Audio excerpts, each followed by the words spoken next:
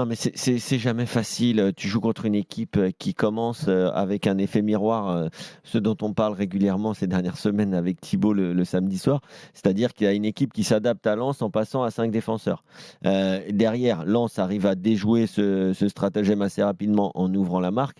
Et ensuite, les Montpelliérains aussi haussent leur niveau de jeu.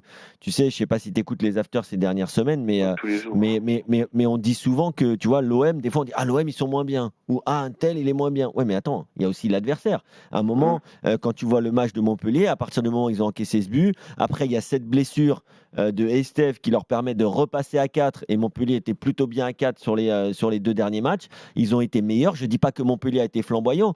Ah non, Peut-être mais qu'il y a eu clairement. un petit peu de suffisance du côté lensois, mais les Lensois, ils sont dans un mode gestion. Ils ne sont pas dans leur meilleure période. Et en deuxième mi-temps, alors qu'ils sont quand même mieux rentrés, revenus des vestiaires, eh ben, ils ont cette énorme occasion. Ça finit sur la barre. En expected goals, tu dois être à 0,8 sur cette occasion où Danso, bah, il fait pas un mauvais geste, mais voilà, ça tape le bas de la barre, mais ça Mmh. rentre pas. Ça ressort. Et sur l'action d'après, tu concèdes l'égalisation. Eh ben, tu as parlé des 3 barres sur les derniers matchs. Il y a des fois ce petit phénomène un peu irrationnel dans le foot où peut-être aussi que les Lensois savent qu'ils ont une grosse semaine, donc ils se sont mis un peu plus que d'habitude en mode gestion parce qu'ils ont un quart de finale de Coupe de France, parce que derrière, ils ont un énorme derby.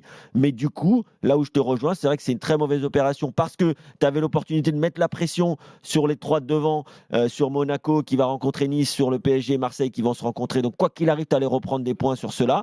Et en plus, tu as un derby qui se profile avec Lille qui a gagné hier et qui peut se rapprocher de toi s'ils arrivent à te battre. Tiens, je les ai, les expected goals là, de ce soir. Lens, c'est 1,61 et Montpellier 0,71. Mais c'est beaucoup, 1,61.